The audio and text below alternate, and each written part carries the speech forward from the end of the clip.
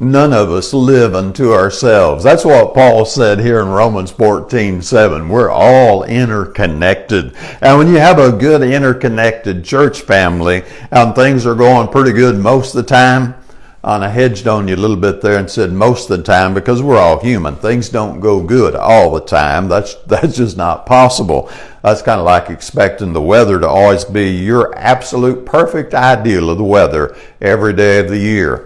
Not happening, is it? Well, humanity's that way too. But when we have a church family that's clicking and we're really connected pretty well, it is one of the most awesome, wonderful, delightful experiences that you can have here on planet Earth. It's a place of love and nurturing, support, understanding, and all of those things that we desire on the positive side. Now, there's some more admonishing type things that we could talk about, but we'll not go there right now. The point is, we are all connected. We are connected in ways that we don't even think about sometimes.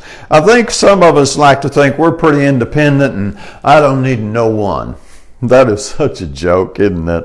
Man, do we need people. Let me give you some just really simple examples. When was the last time you made your own gasoline to power your car? Well, I thought you were independent. You didn't need nobody. Yeah, right, And so just thinking about your gasoline, from all the way out there to the guys that are pumping the oil through the refinery, the truck drivers, the service station that provides the tank so you can come and pump your gas. I mean, you start thinking what all is involved in getting gas to your tank. You are dependent on a lot of people. A loaf of bread, just a loaf of bread. And, you go to the store and you walk down the aisle and you got this whole aisle full of loaves of bread, And we think, $1 a loaf, $2 a loaf, depending on what you're buying. And we never stop to think about how many people are involved in that one loaf of bread. We might think about the farmer, but no, it's much more than the farmer. Farmer needed a tractor, so now we have everybody who helped the farmer support his business, from the equipment he uses, the fertilizer, the seed, all of those things, the GPS satellites they use now to manage their crops. So now we're into space with that loaf of bread.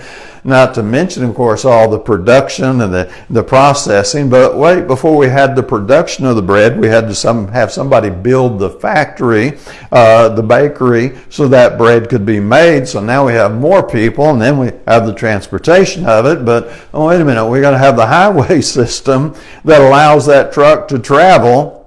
And then we have to have the store and the people that manage the store and the people that built the store. But wait a minute, we also got to have the utilities that make that store possible, and so on and so forth. And all in that one loaf of bread are more people than you and I could count in this brief little video.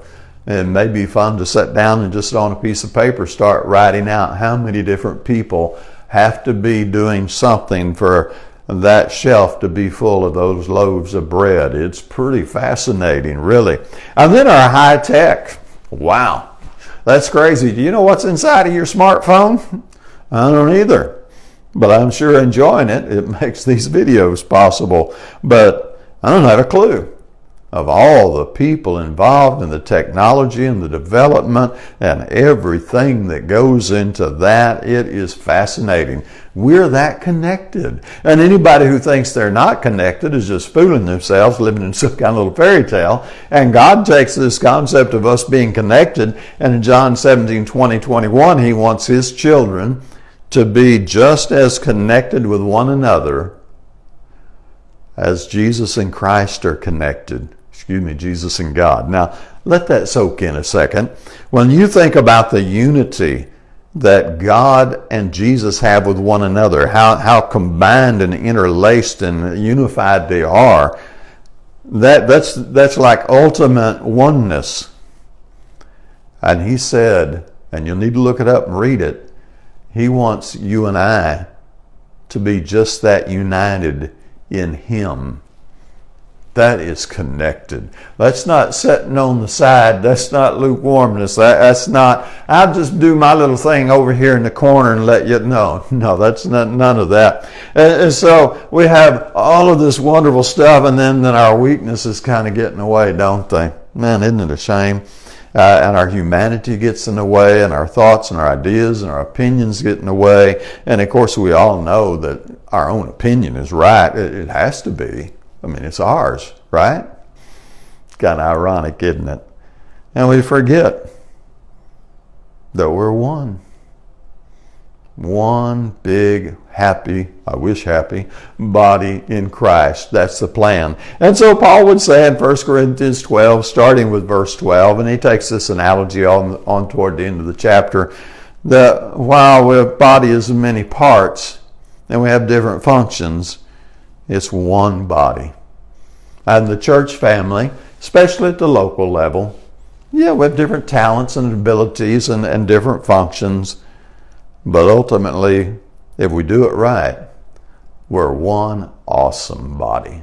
Awesome, connected, unified, loving and nurturing and cherishing one another to the best of our imperfect human ability.